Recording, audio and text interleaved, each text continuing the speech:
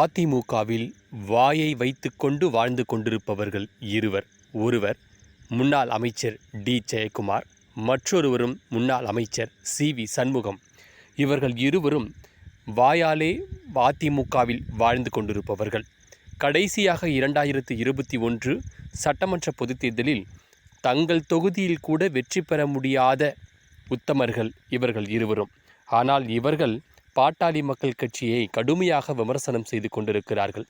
2019 ஜெயலலிதா மறைவுக்கு பிறகு மக்களே உங்களை ஏற்றுக்கொள்ள மாட்டார்கள், சசிகலாவும் இல்லை என்ற சூழ்நிலையில் பாமக நிறுவனர் டாக்டர் ராமதாஸ் அதிமுகவிற்கு ஆதரவு கொடுத்து உங்கள் ஆட்சிக்கே பங்கம் வந்துவிடும் சூழ்நிலையில் 21 சட்டமன்ற இடைத்தேர்தலில் பாமகவால் கணிசமான தொகுதியில் வெற்றி பெற்று ஆட்சியை தக்க வைத்து கொண்டவர்கள்.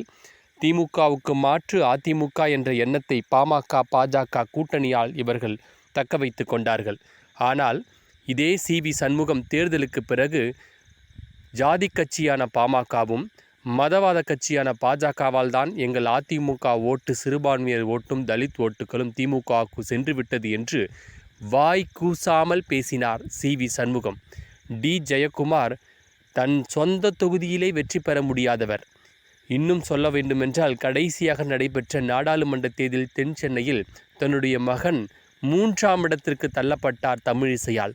அப்படி மோசமான மக்களால் ஏற்றுக்கொள்ள முடியாத அதிமுக தலைவர்கள் இவர்கள் இருவரும். டி. ஜெயக்குமார் சொல்கிறார், அன்புமணிக்கு மாநிலங்களவை உறுப்பினர் பதவி நாங்கள் போட்ட பிச்சை என்று சொல்கிறார். உங்களுக்கு பாமகவால் எவ்வளவு பலன், எவ்வளவு வாக்கு பெற்றீர்கள், உங்கள் ஆட்சியை தக்க வைத்து கொண்டீர்கள்.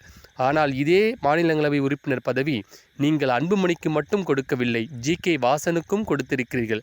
ஏன் ஜி.கே. வாசனை பற்றி நீங்கள் விமர்சனம் செய்யவில்லை? ஜி.கே. வாசனால் உங்களுக்கு என்ன பயன்?